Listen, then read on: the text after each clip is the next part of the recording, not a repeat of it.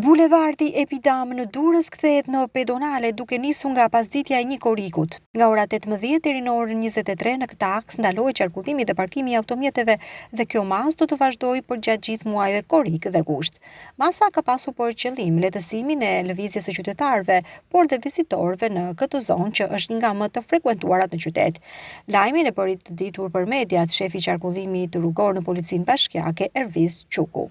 Bulevardi Epidam do të kthehet në një pedonale për të gjithë turistët dhe qytetarët e Durrësit, duke filluar nga data 1 korrik 2025 deri më 31 gusht 2025, nga ora 18 deri në orën 23 të mbrëmjes.